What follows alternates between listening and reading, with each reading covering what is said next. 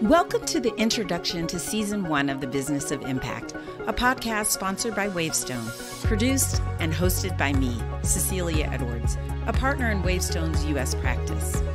Before we released our first episode, I wanted to take the time to answer a question that's been frequently asked to me by people who've previewed our trailer. How did you come up with the idea and with the format? Well, one of the engagements that I'm working on at Wavestone, I serve as the moderator for the Freedom of Mobility Forum, which was initiated by the global car manufacturer Stellantis. The Freedom of Mobility Forum is an international gathering of passionate problem solvers committed to fact-based discussions that challenge the status quo, expand perspectives, and identify how best to enable safe, affordable, sustainable freedom of mobility for a society that's facing implications of global warming. As we prepared for the first annual debate of the forum, I began to think that the role of a neutral third party that Wavestone was playing was very similar to a role that I had a number of years ago after leaving BCG that focused on strengthening lower income neighborhoods. Working with this season's first guest, Don Williams, we served as a neutral third party to bring together stakeholders from across different parts of the community: business leaders, government and elected officials, philanthropists, academics, and community leaders to work together collaboratively to accelerate changes in housing, early childhood development, public school reform, and several other societal topics that help to reduce the inequities in the city of Dallas. From this experience and other work that I've done helping clients drive multi-stakeholder efforts, I took the time to develop what I call the Collaborative Transformation Framework. This framework has 7 elements. First, there is a need to build inclusive collaborations. Second, those collaborations need to be enabled by a shared vision. Third, they need to be based upon what all stakeholders will agree to as a definitive fact base. Fourth, they have to consider the full leveraging of technology.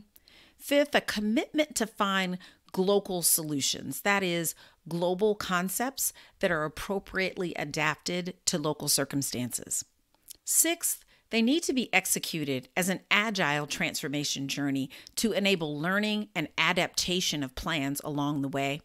And finally, it is all best enabled by a neutral third party. So I explore aspects of this collaborative transformation model with my guests to gain real-world insights into how they're driving significant impact in their roles. But before we jumped into those discussions, I wanted to learn my guest's backstory. Something else I was reminded of as I was interviewing the Freedom of Mobility Advisory Board and conducting the preparation sessions with the forum's debaters is that anyone engaged in the work of changing our world has a story worth hearing. And so following the often quoted wisdom typically attributed to Theodore Roosevelt that people don't care how much you know until they know how much you care, I decided to start every interview with a first episode that showed why and how much my guests cared. They uncovered stories from their childhoods, memorable life events, encouragement from important influencers in their lives, and personal convictions that led them to both care and to take action towards caring about our planet and leveling the playing field for the people who live in it. And thus, the 2-episode per guest format was born. So given that I asked this question of my guest, I think it's only fair that I answer the question about myself. Why do I care about this work, especially given my current role as a partner at a management consulting firm? Well, first, there was this seed that was planted in me years ago by one of my professors at Smith College. During my time there, I served as one of the college president's interns, and in that capacity, we were often invited to her home to participate in conversations about college concerns, things around dining and class experiences and honor code. but also the college's response to global concerns, such as some of the things that were going on during the time I was there around supporting efforts to end apartheid in South Africa. And during one such conversation, one of the professors, Professor Walter Morris Hale, remarked that he really enjoyed teaching at Smith because he was constantly surrounded by people who were still naive enough to believe that they could change the world.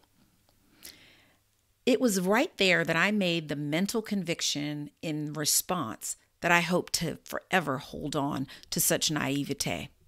So after graduating from Smith, I served as an officer in the United States Air Force for 4.5 years. And as I was preparing to leave the military to attend business school, I responded to the application essay from Berkeley on what I'd like to do with my MBA.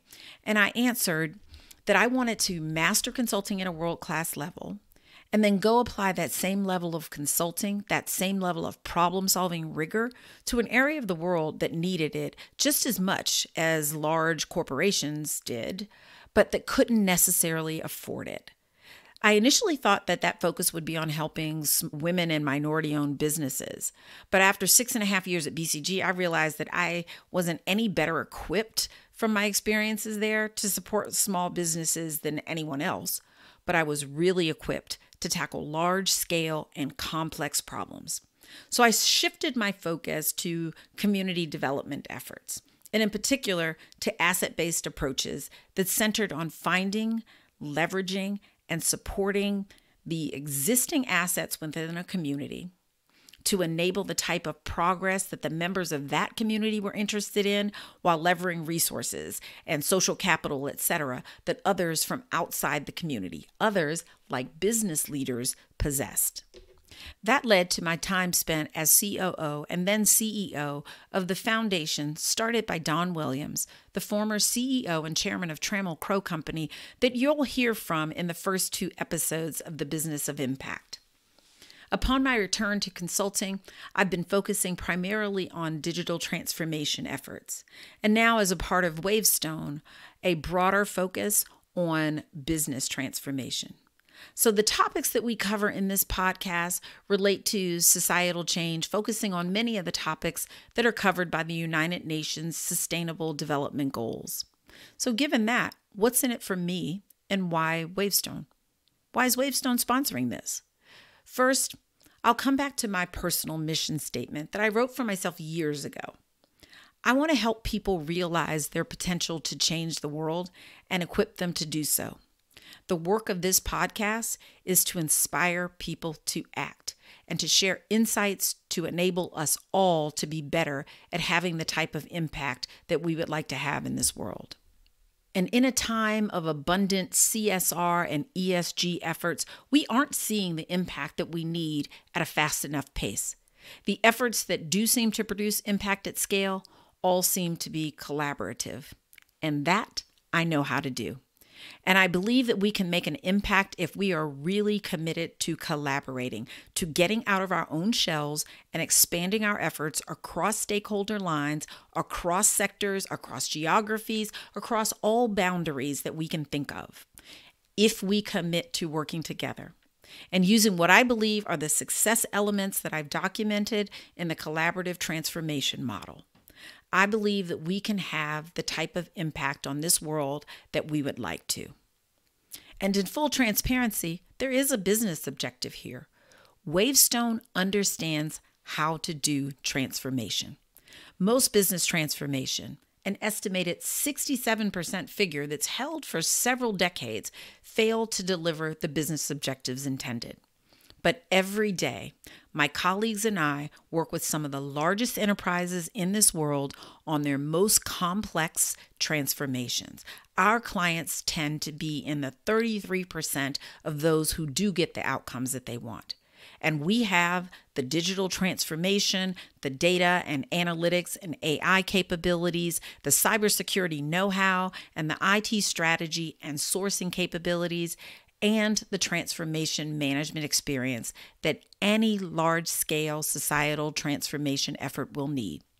And I want to be part of making these collaborative efforts a success. So we're not just talking the talk, we would like to walk the walk. And that is why this podcast says it's targeting senior business leaders. But make no mistake, these efforts are collaborative. They will impact us all, and they need the support from us all. This podcast is designed for us all. I hope you will join us as we embark upon this first season of the Business of Impact. I would like to hear from you, and I welcome your suggestions and your feedback. I will see you at the launch of Season 1 in about a week. And until then, stay engaged, stay curious, and keep making an impact.